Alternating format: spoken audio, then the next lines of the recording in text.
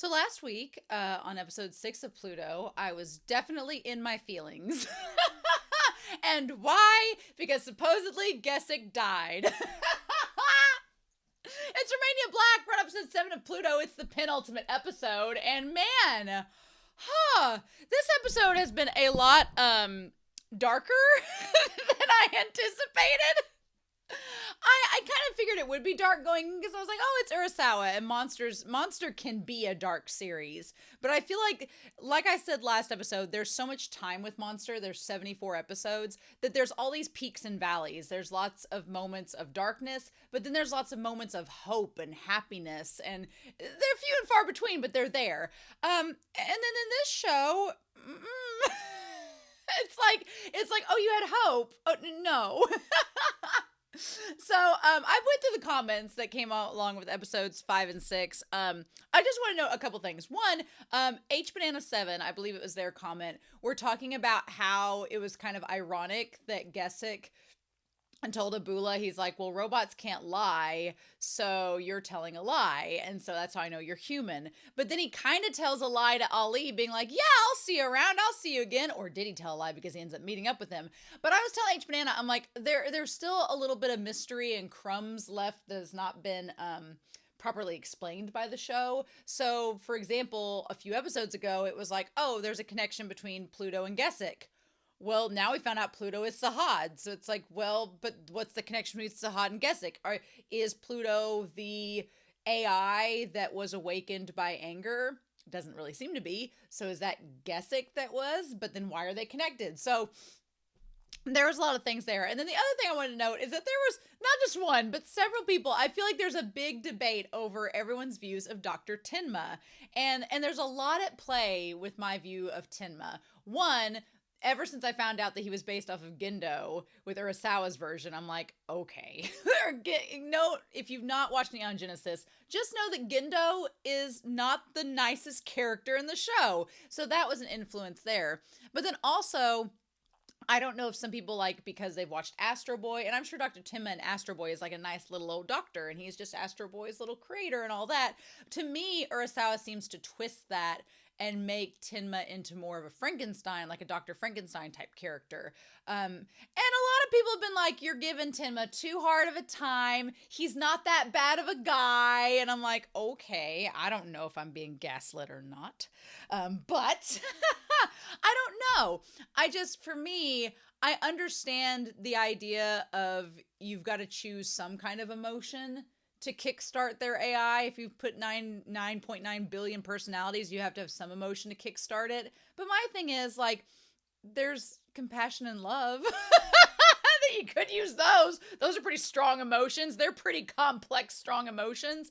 And somebody was like, oh, well, love's really complex. I'm like, so is hatred. It can be, I guess. Maybe they want something simple, but I feel like suffering's a complex emotion. Grief is a complex emotion. I don't know. I think just the fact that he chose suffering and grief and hatred as the emotions to kickstart Frankenstein's monster, aka Adam, supposedly. I'm like, I don't know how I feel about that. I don't know if I'm supposed to be like, oh, that's the great thing. And somebody in the comments was saying, well, that's the point of the show, is that you grow through change. And I'm like, yeah, but if the show is advocating that we have to suffer to grow, yeah, I get that. You do have to suffer and sometimes fail to grow as a person. I totally get that. But if the idea is you have to hate something to grow, then I'm like, I don't know if I like the message of that show. If that's the message, I don't know if I like that. So I'm trying to say that Tenma is a flawed character and I don't like him. And if you like him as a character, cool, but that's not me. And so my thing is, it's cool if you like them as a character, just don't try to come at me and be like, well, you're wrong. And I'm like, it's a fictional show. I can like characters if I want to, and I can dislike them if I want to as well. And no tea, no shade if you don't agree, but just don't come at me and be like, oh, well, you're wrong and this is why. And I'm like, whoa, let me like and dislike who I want. You go do your thing. So my whole point with it is I just feel like Tenma is a very flawed character. I feel like he is like set up for like a tragic ending because he's not doing things properly and he's kind of going about this in a very flawed manner. I feel like Gesict was the white knight, the exception. He figured out he had hatred inside of him, but he overcame it and chose love. And then Urasawa killed him off. And I was like, well, son of a bitch. Same thing with Brando. Same thing with Mont Blanc. Same thing with Epsilon is the exception. But I'm worried about Epsilon because Epsilon's been like this picture perfect, entity so far, and we can't have that apparently. So I don't know. There's a lot of darkness in this series, and I feel like I'm going to need to watch something very happy after it. Because I was like, at least with Monster, there's a lot of breathing room, and I don't know in 2 episodes how we're going to like sum this up. I don't know. But just, I kind of wished people would have waited till I'd finished the series and then gave me their opinion of Tenma, and then we could talk about it then, because by that point, I would have had a better, more rounded picture of Tenma, and we could have a lengthier discussion. But now I'm just like, well, I don't like Tenma, and so it's made me kind of like riled up about it. So I'm going to try to give Tenma the benefit of the doubt this episode and say maybe he's not creepy. Maybe he's coming from a place of good. I just feel last episode 1, when he was talking about his son, I'm like, but he doesn't know if his son didn't love him or not. So it's such a flawed view and pessimistic view of him saying, well, Adam's not like my son because my son must have hated me. I'm like, but you don't know that. And then the other thing was, whenever he was comforting Helena, he was encouraging her to have feelings of hatred and anger. And that's great. But then like he had that creepy smile while he was doing it. I was like, that wasn't necessary. That feels kind of ominous. So I don't know. I just don't know. I feel like people calling it out means a sign that we're going to find out that Tenma has some redeeming qualities coming up. And that's what they're trying to prep me for. But who knows? Again, I wish we would wait till the end to have those comments and then talk about it. But I reserve the right to change my opinions about characters because I'm human and can do that. But also, I'm also one of those people that if you try to force me to like a character, I will do the opposite. I will hate them even more. I'm like Michael Scott in The Office, where he's like, I'm just going to hate them even harder. So I'm going to do my best this episode to give him the benefit of the doubt and to try and see if he tests my patience. But I'm more so just mad that Gesict's dead. I don't want him to be dead, but I've just kind of like, I've reached the point of the 5 stages of grief where I've accepted his death. And it sucks. So now I'm like, well, let's just get this over with. Let's watch episode 7. The only things we haven't resolved yet are Adam's story of what's going to happen to him, Epsilon, if he's going to live or not, and then what do we do about Pluto? Because Pluto's still alive. Gesict didn't kill him, so what do we do? But I guess we'll find out this episode. So, sorry I wasted so much time. I just needed to get that off my chest. So, we're going to start episode 7 of Pluto. And we're going to do that here in 3, 2, 1. And let's go.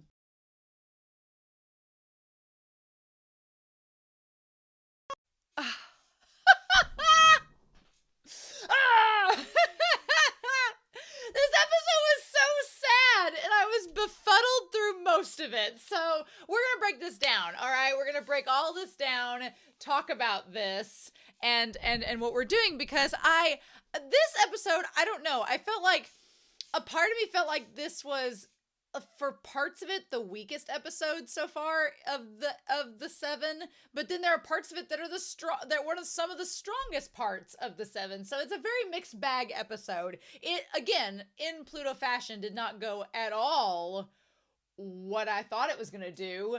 And there's a lot of things that work here. And so I've left some space here to write on, but I want to kind of go up here because I think my biggest qualm with this series is that it's not long enough. We don't have enough time to spend with these characters, and we get enough of them, so it's hard to say we don't spend enough time, but there are certain elements that I wish we had more time to spend with, that I wish Urasawa could develop more. Mainly the Bora thing. The Bora thing is probably the weirdest element. We only have 1 episode left, so we'll wait till the end to figure out everything, but I really honestly thought that more stuff would come together in this episode, and instead, it's like more stuff comes to light, but I'm like, okay, well, but what are we going to do about all this? So we have up here, so the Persian conflict, that's like the big center of all this. That's the Urasawa is relating that to the war in Iraq back from 2003. He's relating it to all that. The Persian conflict is similar to that. And we have the ties to Abula, We know that Abula lost his family in the war and was traumatized from it and vowed revenge against those involved in creating this conflict. And those involved in creating the conflict were from the Bora fact-finding mission, which ties to Mont Blanc, Brando, Hercules, Epsilon, North Number 2. All 5 of those robots were connected in one shape or in a shape or form, including Adam, to the conflict itself. Epsilon and Adam were like peacekeepers. They were pacifists. They weren't really involved. Adam was like a peacekeeper and he was in the conflict, but he wasn't. And Epsilon abstained entirely from the conflict. But the other 4 were involved in the conflict itself and were destroying other robots. And so these ties robots' rights, things like that. So Abula being like someone that wants revenge based on this conflict makes a lot of sense. And we learned in the last episode that he basically took his son Sahad and said, I'm going to make you a monster that's going to enact my revenge for me since I can't do it myself. And that's where Pluto came from. All of that makes sense. The Bora part is the weird part that's been sitting there the whole time. For the longest time, I thought Bora and Pluto were the same thing. I was like, oh, well, maybe Pluto can just get bigger and that's the giant they keep seeing in the desert. No, it's something else entirely, but we don't know what, right? And the thing about it is 2 different entities because it attacked the... Sorry, it's up my throat. Jammed something in my throat. But basically, we know that Abula created Pluto from his son out of the act of revenge that he wanted to take. That part all makes sense. For the longest time, I thought that Bora and Pluto were the same thing. But we know that Bora attacked the safe house at the same time that Pluto was with the children. So they are 2 different entities. They can't be 2 places at once. They are 2 different beings. So Bora was around during the Persian conflict as well, which makes me think my theory at this point is either one of 2 things. Either Bora is a creation of Goji, and you have Abula creating Pluto, you have Bora creating Goji, you have Tenma creating Adam. You have that. Or Bora is Goji, because Goji's a robot, and Goji's Johansson. That's the one that took Wassily. And if we're going by that logic, Johansson, aka Goji, was in the building with Wassily and Hogan and Epsilon during that battle. So it makes sense if Abula had Goji become Bora to create a distraction in time for Pluto to kill Epsilon. That part makes sense. So all that is connected. We still don't know the full story with Bora. That's the one missing piece that maybe gets solved next episode. It's the last one, so I'm like, okay, maybe. But meanwhile, we know that Abula and Tenma are friends. They've worked together on this, and Tenma is trying to resurrect Adam, and we know now, we get confirmation Ochani Mizu is the one that created Iran. There's a little bit of jealousy Tenma has towards Iran and Ochani Mizu's work, which is interesting, so we're going to talk about that. The one big piece of the puzzle that's just not present is Gesict. So we kind of know, we've met all the creators. We know Dr. Hoffman is Gesict's mechanic, but who murdered Gesict? Who ordered that, right? Who was responsible for his murder? Was it Tenma? Was it Abula? Was it Goji? Was it somebody else? I wish we'd get confirmation on that, because one of Helena's things was that she wanted Tenma to track down Gesict's killer, and we seem to have abandoned that plot. So I was like, can we not abandon that plot? Can we go back and find out who their murderer is? Unless Tenma knows that it's him. We get a lot of answers in this episode, but then we get a lot of information that the show does not seem fit to give us answers to, and I'm like, I'd really like that to have an answer, so I'm hoping next episode we get some answers about Gesict's murder, because I've accepted it, I've moved on, but it's still hurtful. And this show not respecting Gesict to give us answers. And also, what a damn tease, this show giving us all of the memories. We get Epsilon's memories at the end, which is really sad, but then we get nothing, no other hints or clues. at this point. How dare, how dare. So let's talk about this episode, because there's a lot of parallels, which can make it hard to figure out which character they're talking about at any given time, because there's a lot of parallels between Tenma and Adam and Abula and Pluto. There's a lot of parallels. There's also parallels between Bora and Pluto, and then Gesict and all of this. So there's a lot of overlap, and because no one's giving us concrete answers, it's a little bit harder to piece together what is what. So this part here, where all of the faces are being chosen from, was really creepy. And we go back to the past, where Abula and Tenma were friends. And he was basically, it seems like he was trying to make Sahad the perfect AI. An AI that was capable of feeling suffering and hatred and anger. And I feel like under the curtain, they're talking about Sahad there in that moment. And the idea that his face was like choosing. Here's the thing that's crazy. When they were doing stuff with Sahad, the AI, but here's the thing, we don't know for sure if it's Sahad or if it's Gesict. We don't know yet, because Adam the whole time, well, he's filtering through personalities supposedly, but he may not have been filtering through personalities. He may have just ended up with the one that Gesict was given. So I guess the point at this is, for all we know, Tenma connected Adam with Gesict's soul. Essentially, his memories. But somehow Adam also connects to Epsilon and his sadness. But we know that that's triggered through the electromagnetic waves, right? That the waves reached him. They reached Adam.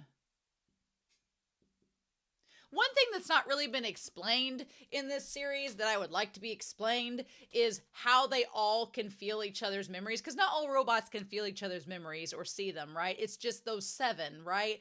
And so far, it has kind of made sense that because the electromagnetic waves coming off of Pluto are reaching them, that they're all connected. But then when they were thousands of miles away, they still felt the same connections as the others. So I'm like, are these 7 robots that are like the advanced robots, are they all ones that have the same type of AI that's been copied and just copied in different ways? The show doesn't really explain that, and that's kind of frustrating, because I would like it to just come out and say, how are these characters feeling each other's memories and emotions when they're not connected because they're robots? Is it because of the electromagnetic waves? How does that work? I wish the show would explain that a little more, and so I'm hoping in the next episode, as they round things out, they explain how that's been happening. Because at the end, if Adam was given Gesict's soul, okay, that would explain, he's got Gesict's soul inside of him, but he calls him detective, so I'm like, how does that work? And if that's the case, I would understand why he'd see the stuff that Gesict saw, but then how did he see Epsilon stuff? So, explain, show!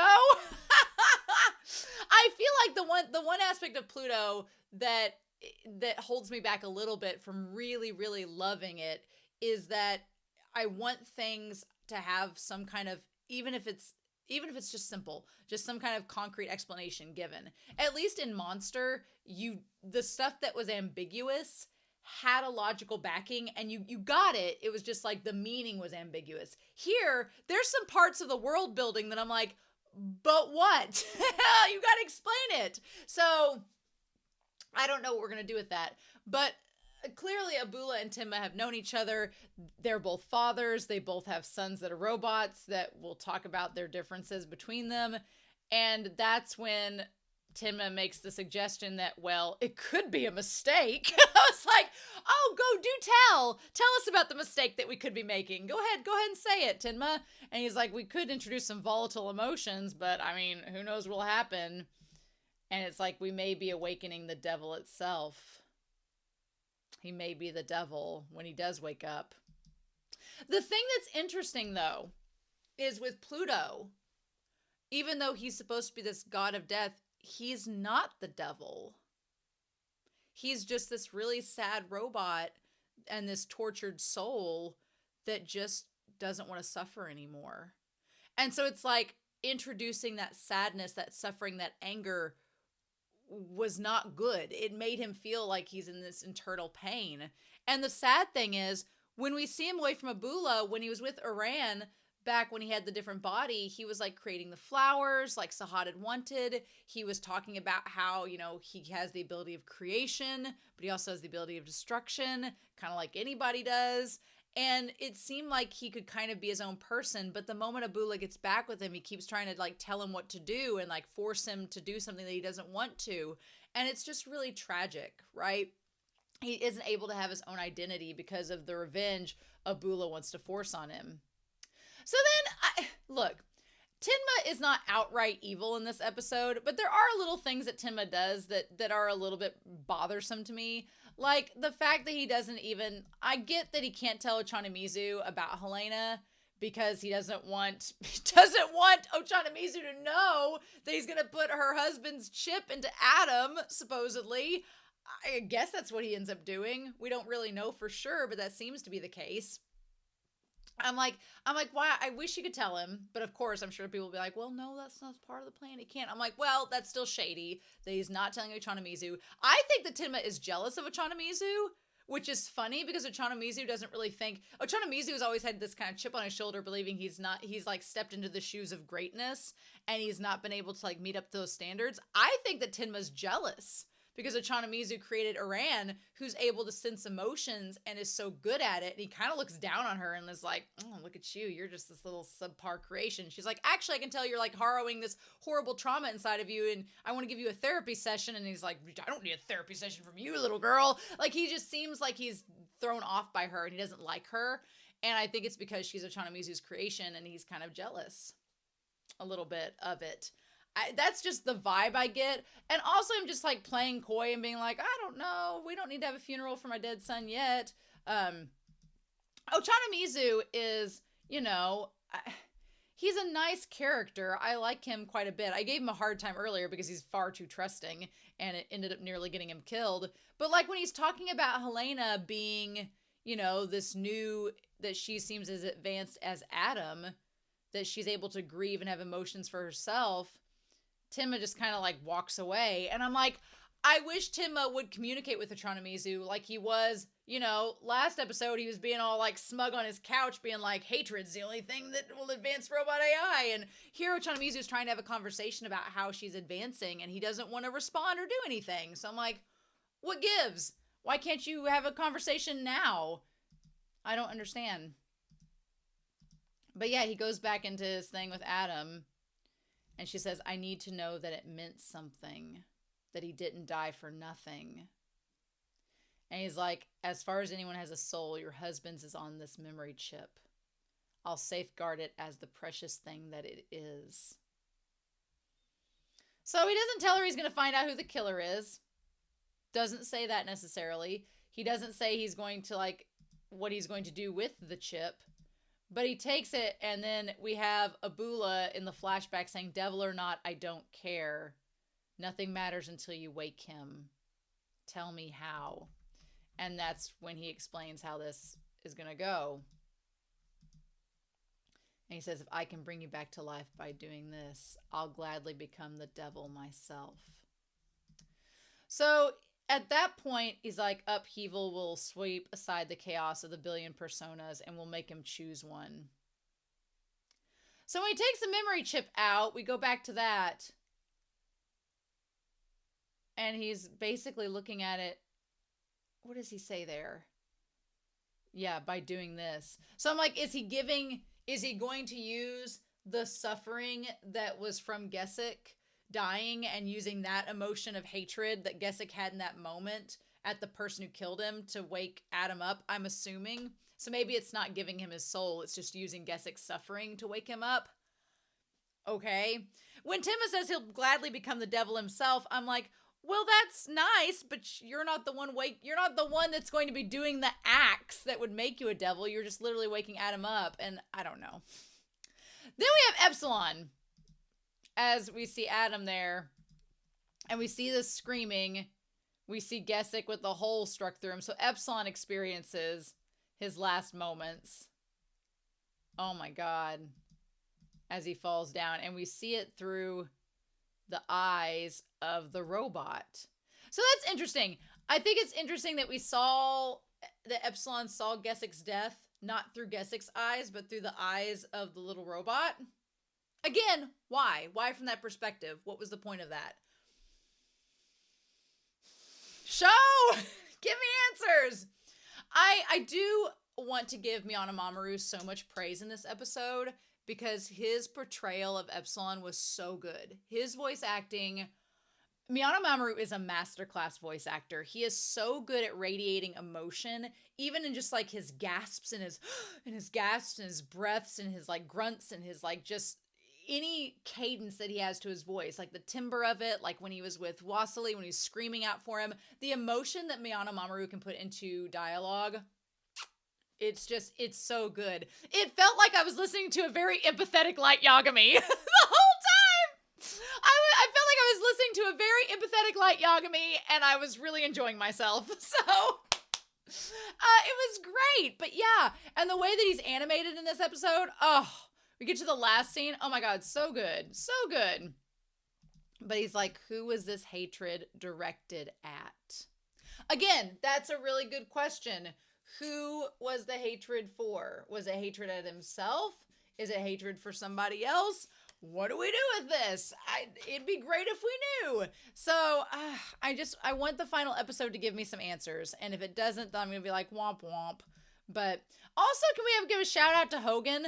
I was a little apprehensive of Hogan at first. I didn't know if he was going to be like, because we saw like his body double essentially try to kill Hoffman last episode. So I didn't know if that was going to come around this time and be a thing. But Hogan actually was a really good robot and did everything he could to protect those damn kids. And he was just like, come on, let's go. What ends up being the cool kind of reversing your expectations is when Hogan was like, hey, we need to leave ASAP before Pluto gets here. And Epsilon's like, now hold on, I got this birthday party and all this. And I'm like, oh no. And it ends up being that nothing happens at the birthday party. They do leave, but then Pluto goes there anyway. And so he has to go back and it's like, damn it. And then the twist is when he tells Epsilon to wait till the sun comes out, it doesn't seem like it would have mattered. Because at first I was like, well, damn, Epsilon, if you had just waited a couple hours, you might have been able to gather up enough energy. But if Bora can block out the sun and prevent that from happening, then it doesn't matter anyway. And it's like, just ends up being of no consequence, right? So then, oh my God, the birthday party where all the kids are singing and Epsilon's just like having pretending to be surprised. Oh my God, adorable. So cute, so precious. And them getting him all the gifts, like the necklace with the stars and suns on it, the little beanie, like everything with the sun. It's so, so pretty. And then he goes over to Wasili, who has the image of Bora, who is the god of death. So I'm very curious because it seems like the idea that Bora is possibly going to be able to destroy the world, and it's conveniently taken out every robot except Adam that would get in its way of doing so. I guess it makes sense that Adam is the last one because he's Astro Boy. Of course he's going to be the one to defeat Bora. He's Astro Boy. This is an adaptation of Astro Boy. Makes sense, right? This is all about his story. Oddly enough, we just had to go through these 6 other robots to get there. That part's all clever, and I like that enough. I just want to know, what the deal with Bora is, and what the story with that, how it's related to Pluto, what we're going to get with that. Also, you know what, Urasawa? I say Miura. Urasawa, anytime you want to stop having children chanting little sad, creepy songs, you can go ahead and do that. I love that he takes, it's like Ring Around the Rosie. He takes these really cute little children, and they're singing about a giant monster devouring the world. And I'm like, this seems like it's just, just a creepy little kid song. Like, Urasawa finds a way to take something so wholesome and making it creepy as F, right? I like this one robot Arnold that also helps like explain the weather and when things are happening. He's a lot of fun. I like Arnold's just trying to help Epsilon know when he's going to be at full power again. And then we get the close up of, yeah, of the creature Bora. Yeah, something was huge there in Persia. But we don't know what it is. How dare. Mm-mm. I just, I'm amazed that Epsilon, we'll talk about the battle with Epsilon and Pluto at first, but I'm amazed that he lived as long as he did because I thought for a second he wasn't going to die. And I was like, oh, okay. And then everything else went down. So we get the flashback where he goes during the Persian conflict and is ordered to use his power to melt all the robots. Mm-hmm. And it's such a harrowing scene because the humans that are there don't care. They're just like, yep, let's get this done and go. Let's get on out of here. And Epsilon's like, but these are like the shells. These are like corpses. And you're asking me to incinerate these corpses. And they're like, we already took the AI out. They're good. Like, I just imagine the English W has like this thick Southern accent. Now, the thing about it is, he's like, what'd you all do with the AI? You took the AI out of them, but what'd you do with the AI? And the guy's like, well, hell if I know. Like, you don't even know what you did with it. You just tossed it away like, okay, we got the intelligence part out. I guess just melt these shells down. It treats them like such objects. And Epsilon making the comment that even here in Persia, where he thought robots had rights, we see all of this. There is something with that, though, the idea of the intelligence and the fact that we don't know about that robot pile that was there, that we don't know about the AI from them and where it went to. A part of me wondered if that AI was like taken out and converted or used to make like some kind of like, I don't know, like sleeper cell robots. Again, it's not explained, so we don't exactly know. But yeah, this part was really, really sad. And Epsilon realizing that there was a kid there and then going to save Wassily. And then, that little scene of him, like, holding Wassily is so sad. I'm going to get a screenshot of it real quick. So, yeah. And then he ends up destroying it in the blast. Mm-hmm. Now, the safe house in this part with, we get the one general there, is, like, almost ridiculous. Because I'm like, usually a safe house, you think it's kind of, like, hidden or in a secluded area. And they're like, this place is more of a fortress than a safe house. I'm like, but it's like, you're the last one standing among the top tier types. But I'm like, even though it's a safe house, I'm like, it's kind of like in the worst place imaginable. It's a really easy target for attack. There's nothing surrounding it like a fortress. It's on a tiny little ledge. I'm like, that seems super dangerous. I don't know about that. I don't know how I feel about that. And of course, that's when the general makes this statement. He's like, well, if anything happens to you, we'd be in trouble. And I'm like, oh. But yeah, so again, the guy ends up getting attacked by Bora and notices there's going to be an attack. Okay, we're going to get to that in just a hot second. I will say this. This episode did a couple things that were a little bit weird. I felt like this episode, and I'm just going to say it because I don't know if anybody else felt this way. I felt like it was stretching for time. It's a short episode anyway. It's only like 51 minutes, which is one of the shorter episodes of the season. But it felt like they did like 2 choruses with the kids dancing, the scene where Wassily goes up to Epsilon, all the faces at the beginning with Abula and Tenma and them. Like, it's not that it wasn't necessary because they are necessary scenes. I'm not saying you should have cut them, but some of them just felt a little stretched out, that it made the pacing go a little bit long in places. And then other places it just cut to a scene and you're like, wait, why don't we spend more time here? And it just didn't do it. And I was like, but wait. And so the pacing was a little bit off in this episode. I'm not going to lie. And it didn't make it bad, but it was noticeable. And I was like, it was noticeable for this episode. Like the kids singing, I was like, they're setting it all up that something bad's going to happen. And then that's when the one robot points to the sky and they're like, what'd you see? And so that's when Epsilon notices the kids are in danger.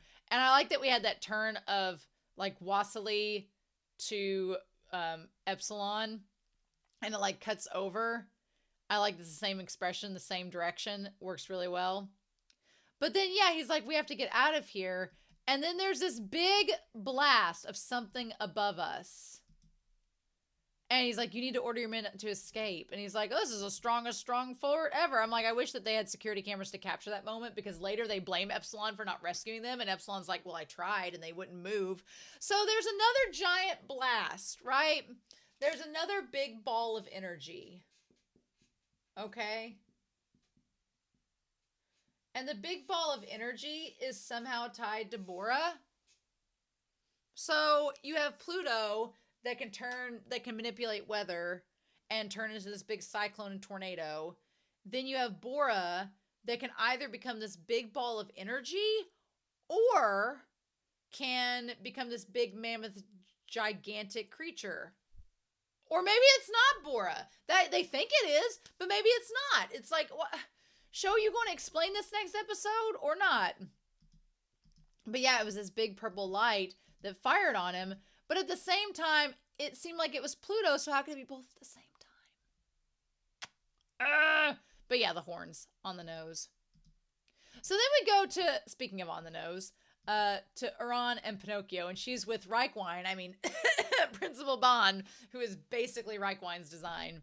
And he asks her about the story of Pinocchio in the search of finding a heart.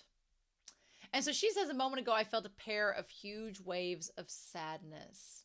They were happening out there at the same time. So he's like, this pair of sadness, you say.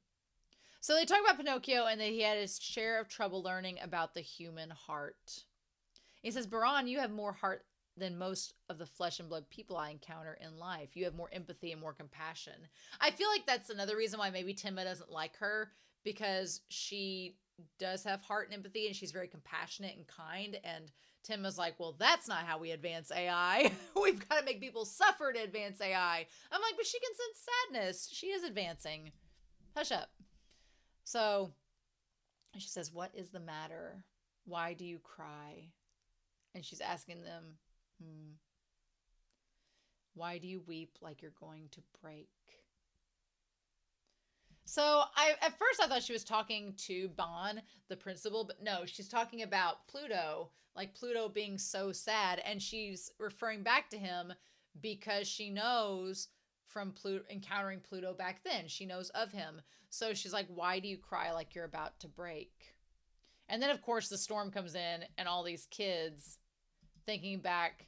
And so, yeah, then we have, I will say, too, I really wanted more close-up fighting of Epsilon and this purple wave, this being that we assume is Pluto. I wanted more of it. I wanted more up-close battle. I'm like, we got to see, like, Hercules battle. It was like two fireflies chasing each other. And it's not that it was anticlimactic, but I wanted more. I was like, oh, give me some up-close fighting with Epsilon. We get that later, so maybe that's why they didn't show it to us then. But in any case, we see the robot arm fall to the ground, and then the two beams of light, and one flies away, and Epsilon stays behind. And at first I was like, damn, so Epsilon lived. Okay. And that moment between him and Wasley was really, really cute. And it was so good. Like, I loved that moment. And that's the Urasawa stuff that I live for. Like, the whole melancholy, despair, like you have to have pain and suffering to move, like, blah. We get enough of that in the real world. I am escaping to this anime to get away from the reality of that. Give me my happy ending with Wassily and Epsilon. Let me enjoy this. So in Urasawa, when Urasawa decides to do that, does it really well. And that scene with the two of them was done so beautifully. Like, it was so, so cute. I loved it. I loved it so much. And their little hug there, that was so sweet. Like, yeah, I just love Epsilon. So then we go back to Iran. It says, Iran, what are you there? Can you tell me what's happening? And she says, it feels like he's Pinocchio. And he's like, what? The younger one's just like Pinocchio. So the younger one is like Pinocchio. So the younger one, I'm assuming, means Sahad, the pair of sadness. So are they talking, is Bora and Pluto the two that are Bora and Pluto the two that are sad? And he's like, it feels like The one who was crying before, is that who you're talking about? Yeah, that he feels like Pinocchio, where his strings are being pulled. Okay. And she says he keeps looking, but he can't find his heart.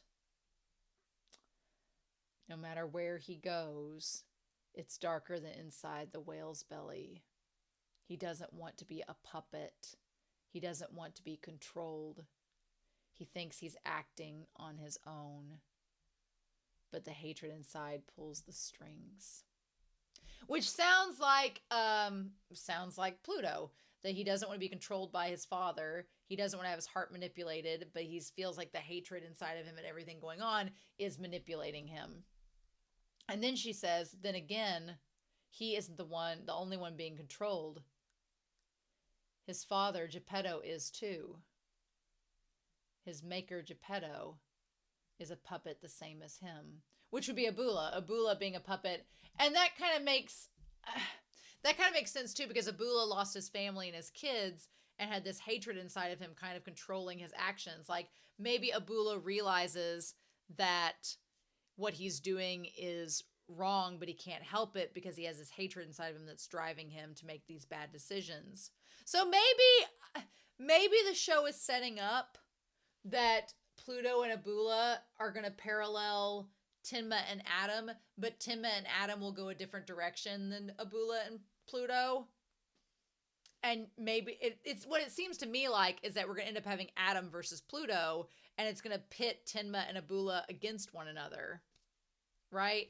And you had Abula who said he didn't care if his son Pluto became the devil as long as he could enact his hatred. And Tenma saying, well, I'll become the devil if it means bringing you back. But to what end? And then she says, I wanted to figure out what he was feeling. But he's gone now.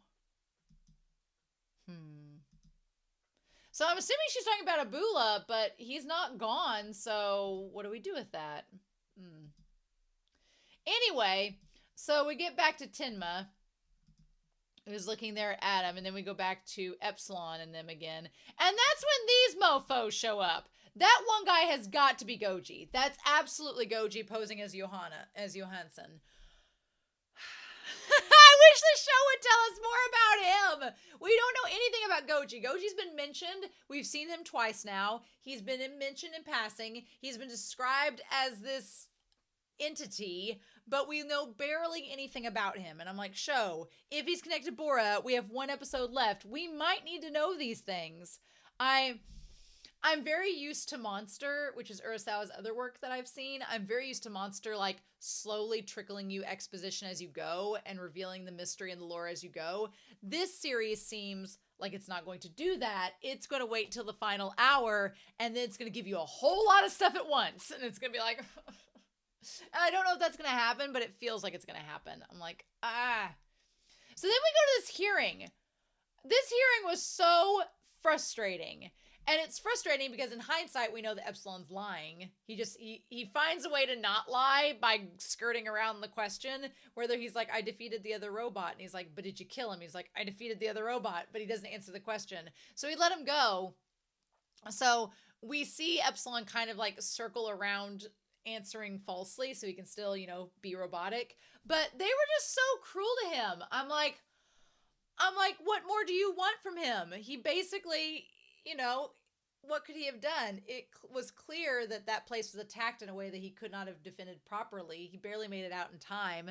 And then he went to go fight Pluto with the kids. So what do you want from him? And they even throw back in his face his pacifism. And I agree with Hogan at the end when Hogan's like, you're really brave. And people think you're weak because of your pacifism, but you weren't. You were waiting for the right time to fight. And it's like, yes. That's what I love. It's like a lot of series that I've watched will sometimes make pacifism seem like it's a weak choice.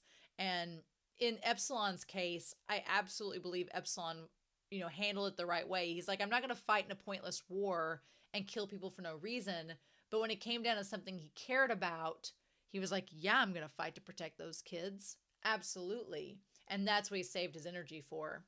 Like he didn't fight no stupid war that was pointless, but he gave his life to save one child that he cared for. Ugh. I love Epsilon, and I hate that he's dead. I absolutely hate it. And then, of course, he, like, bursts into, like, 1,000 lights, you know, and lights up the sky. Ugh. Show, why? Why you do this to us? Why? But, yeah. So we see the model of the robot and everything. And then that thing at the end there, where we have the pieces, he's like, only one arm left, huh?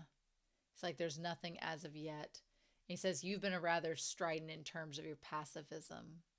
He says, I could imagine you taking your enemy's arm and then letting them get away and letting them escape to terrorize the world another day. And Epsilon, you know, as they're waiting for him to answer, he says he could never be my enemy, even if we fought 1,000 times. I love that. Epsilon reminds me a lot of another character from Vinland Saga who's like, I have no enemies. I love that line. Yes, there are no enemies. It's just myself. And I'm like, ah! And so Epsilon's just like, he would never be my enemy. Nope. God, I miss him already. Why? Why are all the good ones taken and we're left with Adam? Because Astro Boy, that's why. So another thing that is so insane about this is the fact that this woman and her friend just let them take Wassily. That part also felt insanely rushed. Like, even if they offered you money, even if they did all this, it's like they showed up, they quickly were like, taking this kid, bye. And those two ladies didn't fight back at all. They were like, well, there's nothing we could do. We're like, bullshit, there's nothing you could do. That part was weird. I was like, they're not going to vet this guy. Wassily clearly doesn't want to go. Don't you think it's weird? They don't instantly call Epsilon after the people leave. They wait till he gets home. They know that he's going to notice that Wassily's gone. I'm like, what are you ladies doing? That part was very odd. I was just like, okay, sure. And then of course, like, it's such an uncomfortable scene because Wassily does not want to be there. And then Glinda the Good Witch comes back down and instantly knows that Wassily's gone. And he goes after him to this creepy castle in the middle of nowhere. Now, Goji is, I'm assuming that's Goji. It says Johansson, but I'm assuming it's still Goji. He's so weird because he, like, instantly is against the kid, even though he was, like, pretending to be all, like, happy-go-lucky. Again, Urasawa puts little kids through hell in his stories. I'm like, what are you doing, Urasawa? But he puts this little kid through hell and then gets them all confused and everything. And then he starts saying Bora the moment he sees Abula. I mean, and Abula says, I do not think I would shout that name with such vigor if I were you. Is Abula Bora? Can he become Bora? I mean, I guess it would make sense.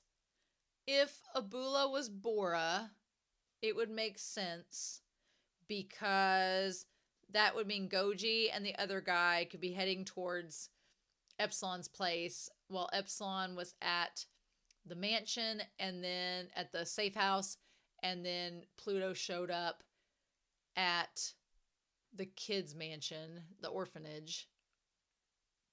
It would also kind of make sense if Bora was Abula, because then Abula was there at the same time as them during that battle, and he didn't appear until afterwards. I'm going to have to go back and pay attention to this fight. My thing is, Abula's supposedly a human, so how can he turn into a giant-ass robot?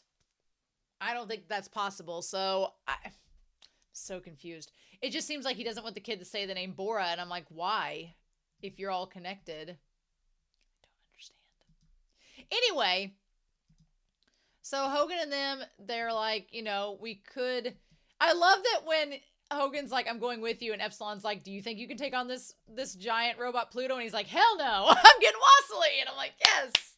Hogan was such an MVP, and he did save Wassily, which was really, really sweet. So yeah, Epsilon comes in the middle of the night, and of course, Abula wants him to get rid of him before daylight, because that's when he'll get his strength back and his power. I don't know what the hell that bulletproof vest was gonna do ya. It didn't do much good in all of this, right? I I get why Epsilon didn't wait a couple hours though, because at first Hogan's like, if you wait a couple hours, you'll be at full power. But Epsilon's like, we don't know what they're doing. So my thing was, you probably could have snuck in there, Epsilon, and maybe hit out, saw if Wasley was okay, and then acted, but it's all right. So yeah, then they have this fight. We finally get to see Pluto battle in all of its full glory. That part's not a mystery anymore. And I feel like since we know about Sahad now, it makes sense that we get to see Pluto in all of his glory. And then Epsilon's like, deep inside, you can still hear me. And he holds them off. I love, he's like, the sun's up. And that's when he says, help me, please. I'm begging you to help me. So Pluto just doesn't want to exist anymore. He wants to just, he's at the point where he's tired of being used and he just wants to die. And wants him to help him. But we'll talk about it a little bit more. We cut back to Iran meeting with Tenma, and we realize that Tenma's not been leaving the flowers on the grave. Iran has been leaving the flowers on the grave. He's like, you're the one leaving the flowers behind. And I feel like that's such an interesting commentary because it's like, Tenma's the dad who supposedly loved his son, but doesn't know to leave flowers or can't bring himself to. But this little robot girl that supposedly isn't supposed to feel emotions is the one leaving flowers. I feel like Ochanomizu has all this emotionality to him and his robots reflect that. And Tenma just doesn't understand it because he's not as much of an emotional person. Right? And he says, when I'm here, I'm just a father. I'm not a doctor. And so he's like, you wouldn't happen to be Adam's sister. He's like, she's like, I know you're grieving his loss. He's like, but how do you know it? Do you understand the grief within my heart? And she says, I've never had a heart of my own, but I sense emotions, even now, loud and clear. She's like, they're very far away, but still, I sense a pair in sorrow. Two different people, but the feeling inside of them. And it's Epsilon and Pluto is the same, that they're having this sorrow, this sadness within them. Because Epsilon is sad because he's going to have to kill Pluto, and Pluto is sad because of everything happening to him, so she can sense it. And I feel like Tenma might be a little bit jealous that she can sense that. But the sun comes up! And I love Hogan where he's like, give it all your power, Epsilon. Like, and he's like, finish him off, Pluto. Like, both of them are yelling. Hogan's like trying to encourage Epsilon, and Abula wants him to kill Epsilon. It's crazy, these two robots battling. And he's like, why? And Pluto says, why didn't you kill me last time that we fought? And Epsilon says that, yeah, I could have ended it. He's like, why didn't you kill me when you had the chance?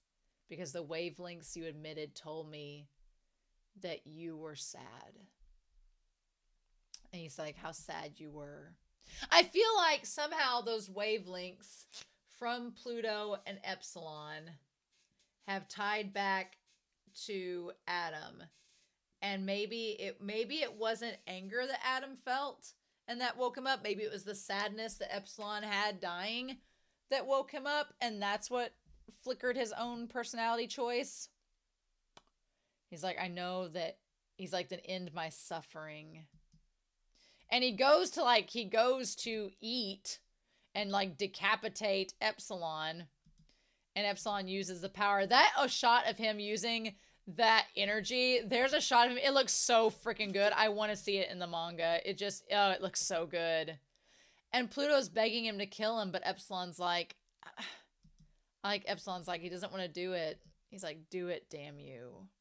Oh, I hate it. The animation and the way it kind of like waves out and then they go and you see all of the tulips. Oh, that part was so good. It like evaporates in the tulip fields. Oh, it's so good. And then you get him right up next to Sahad. Oh, I love that scene so much. But what does he say here at the end? I want to go back to this part here where Epsilon's like, you're Sahad. I was like, now kiss! And then he's like, let's put you back where you belong. He's like, I can put your AI back into your original body and the nightmare will come to an end. Aren't you tired of this? He's like, but you have to decide that you're done. I love the idea of him holding his hand out to Sahad. And he's like, look, I'll kill you if you want. And we'll put your AI back in your other body. And this can be over. But you have to make the decision that you're ready to move on. And I love that Epsilon holds out his hand to say, like, you have to take my hand and make the choice to either make the choice to end it or make the choice to carry on and defend the earth. Like, he just holds his hand out as like for you to keep a promise to him that you're going to do something. And that's when he says that he can't. And he's like, he's on his way, which is Bora. Yeah, Bora's there. So somehow, and that's the static. Okay. So the static okay. So there's static there around him. And that static has to do with Bora, right? The static noise.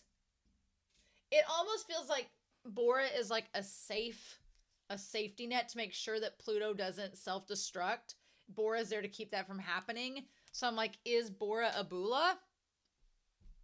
But also, Bora has that outline in it that's like, it makes him like staticky and everything. It makes Pluto that way. That's the same way that the man was that told Gesict 500 Zeus a body. It's the same static that was around that moment as well. It's been in all the wavelengths that's been interacting with all of them. I'm like, we never got an explanation for that 500 Zeus a body. Is that connected to all this? Next episode, you better be giving us some answers. And then there's like, where's the sun? It should have risen completely by now. But there's this big giant thing. And it's Bora. Yeah. Oh my god, the way this kid is animated as he screams Bora is terrifying. But yeah. And so he tries to go out and then, yeah, I love that he uses his hands, that Epsilon uses his hands, the last of his energy, to literally save him. Oh my god, like he takes his hands away to save him. Oh. Like Epsilon sacrificing himself to save that little boy. Oh my god. And the fact that at the very end, not only did like Wassily get his hands, but he like dried his tears with Epsilon's hands. I was like, that's so sad. That's so tragic. I was like, oh my god. So then while all this is going on, and they're like, oh, it's Epsilon. Yeah. While all this is going on, Timba takes Uran to Adam. I was a little bit worried for a second that since she could detect emotions and she can like pinpoint sorrow and sadness and has access to all these volatile emotions, that my fear was he was going to like use her to bring him back. And I was like, I thought this was going to get really tragic real quick. But also I think it's noteworthy. She can sense sadness. She's not a murder robot. But whatever. But he brings her to Adam and says, behold your brother. I was like, cool. Thanks, Tenma. I'm glad she can't be traumatized by this. And then she looks at him. And then he leaves her. She's like, where'd you go? I think it's interesting that Tenma doesn't feel like he's worthy to see Adam. Or he like is... I'm like, why do you bring her there to see him get activated? What was the point of that? Why don't you have her up in the... Why did he put her in the room with Adam and then go up to the control tower? Why didn't he just take her up with him to the control tower to let her watch him get activated? Why keep her down there with him? Are you wanting him to fight her? What are you doing? Meanwhile, through all of this, oh, what ends up happening there? He's like, your hands are protecting me, Epsilon. And Epsilon's so happy, and that's when he knows that Pluto is gonna eat him. I could make a reference to another show that I've been watching in terms of people's heads getting eaten, but, you know. Oh, it's so awful. Yeah. And then he tries to remember the kids and tries to hug them, but he doesn't have a body anymore. And, okay, so in that moment, we also see, like, his memory, and we see him, like, fading out. We see him, like, all the kids falling away. He's like, this is just a memory of mine. And then I want to get, that's Adam's face, like Adam's eyes, trying to give them a hug. Yeah, it's that moment. That sadness is the trigger that wakes Adam up. Yeah.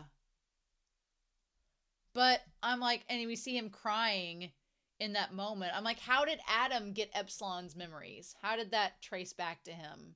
How did that even happen? We have like the tears become like the earth in his eyeball. That's so cool. And he's like, where are my arms? And we see the moment of, yeah, all those memories of Epsilon as tears falling into his eyes. And the hands. So yeah, the hands and everything, it reaches him. Yeah. The hands that were protecting, and then we see this big red strike. Huh. And that's the thing that wakes Adam up, is the sadness that Epsilon felt. Which I don't think was Timma's intention. I don't think Timma intended for Adam's sadness and his like compassion and sorrow to reach Adam, but it did. Why? We don't know. But that's what wakes him up. And Iran's like, oh, hey, okay. She's like, it's me, your sister. And then so Timma's like, well, he's finally waking up. And she's like, what's going on? He's like, I installed a particular type of extraneous data into him. So it was Gesict's memories, an emotional upheaval, something to cut through the chaos of infinite impossibility. Now he's in processing all the relevant information. We have to wait for him to regain conscious thought. And it says ready on there. So I'm like, he clearly did he insert Gesict stuff, but then it says access. So we see, okay, it says there's something access, and we see like the body of a kid and a body of somebody else going into Adam. But I'm assuming that the one was Tobio and the other was Gesict. And it says, okay, it says warming up now, built on Dr. Timma technology, operation final phase, all clear. It says caution. It says system as an action figure sign released by Dr. Timma. Each system is highly posable and features a wide of interchangeable parts. That doesn't help me any. What else does it say there? And he's like, what are these brain waves I'm picking up? He's like, these numbers don't make any sense. So Timma did not expect for this to happen. He's like, what the hell's going on inside of his head? And she's like, I felt something just now. It happened right before Adam opened his eyes. Something landed on him. And she's like, well, it was a humongous wave of sadness. So yeah, Epsilon reached him. And he's like, I understand all of it now. And this is Epsilon talking. He's like, Pluto, Abula, even Bora itself. But see, that's the thing. Same thing Gesict said. Gesict said, it's like, okay. So Gesict understood hatred. He understood hatred and got it. And Epsilon understood sadness. So what is there left for Adam to understand? Or what do we do with that? It's like both Gesict and Epsilon figured things out at the very end, but then they don't tell us what they figured out. Oh, I hate it. And it's just so sad. This poor kid crying over Epsilon and Hogan too. Ugh. That shot of the hands still being there. And yeah, and when he was like, when he holds out the hand there, he's like, anyone, protect the earth. And then the hand just drops. Do what I can do no longer. I feel that protect the earth and do what I can do no longer is going to apply to Adam. Is it going to apply to him? Is that going to make him Astro Boy? Is that how he's going to go save the world? He's going to do what Epsilon could not? I don't know. I don't know. See, he doesn't get to pick up the hand because this one kid picks up the hands. Oh my God, that shot's so sad of him just holding the hands in his hands. And they just saluting Epsilon. Meanwhile, Tinma is like, well, this wasn't what I planned. A wave of sadness landed on him.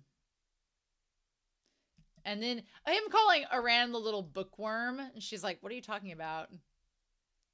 He's like, you were being evocative. You didn't literally mean something interactive with Adam. And she's like, yeah, I'm pretty sure that that's what I meant. She's like, no, I'm pretty sure. Sensing emotion is a figure of speech. And she's like, but I do sense them all the time.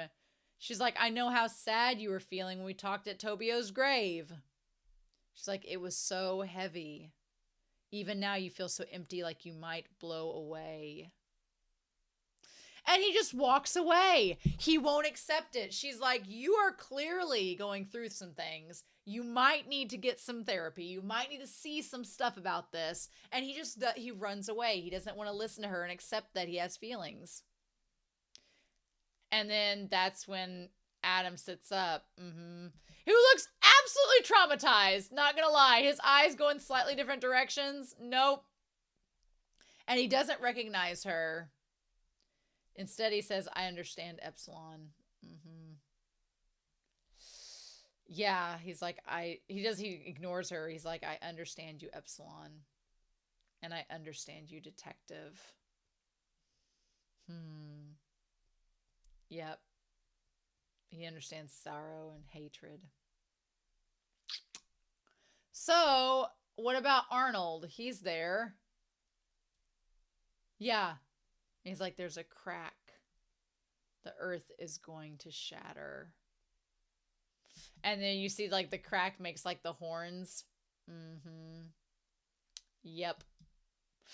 So, okay. Cool. What do we do with that? What do we do with that? I can't believe next episode is the last episode. All the robots are dead except Adam. Surprising no one, I guess. I don't know how we're resolving this. I don't know what resolving we're going to get with Tenma and Adam. I don't know what we're going to do about Bora, about Pluto, about Abula. All of them are gone, so Adam is literally the only one that could fight them. So what do we do about that? Your guess is as good as mine, but I don't know if I'm going to be able to wait. I'll talk next episode about it. I don't know if I'm going to be able to wait till the comments. We'll see. But in any case, I'm excited to hear your comments down below. I hope you all have a wonderful week. Please stay safe. Take care. And yeah, I'll be back next week with the finale, if you can believe it, of Pluto. Bye.